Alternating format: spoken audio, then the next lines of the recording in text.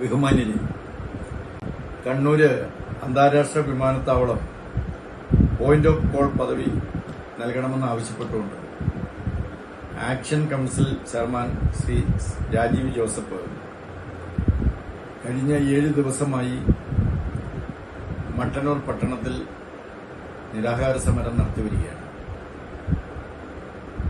കണ്ണൂർ അന്താരാഷ്ട്ര വിമാനത്താവളത്തിന് point of call പദവി നൽകുക വഴി കേരളത്തിലെ 1/3 വരുന്ന ജനസംഖ്യ വിദേശ രാജ്യങ്ങളിലാണ് ജോലിക്കും വിദ്യാഭ്യാസത്തിനുമായി ആശ്രയിക്കുന്നത്.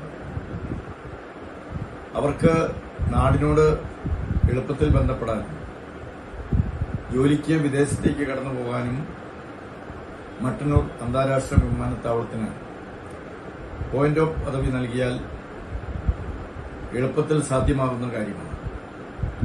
സംസ്ഥാന ഗവൺമെന്റ് നിരവധി തവണ ആവർത്തിച്ച് ആവശ്യപ്പെട്ടിട്ടുണ്ട്. അധികാരികൾ പോയിന്റ് ഓഫ് പദവി അനുവദിച്ചു നൽകുന്നതിൽ കുറ്റകരമായ അനാസ്ഥയാണ് കാണിച്ചുകൊണ്ടിരിക്കുന്നത്. അതിനെതിരെയാണ് ഈ സമരം. കണ്ണൂരിന്റെ ഉത്തര മലബാറിന്റെ വികസനത്തിന് നാഴികക്കല്ലായി തീരാൻ അന്താരാഷ്ട്ര വിമാനത്താവളമായി കണ്ണൂർ അന്താരാഷ്ട്ര വിമാനത്താവളത്തിന് പോയിന്റ് ഓഫ് പദവി ലഭിക്കേണ്ടതായിട്ടുണ്ട്.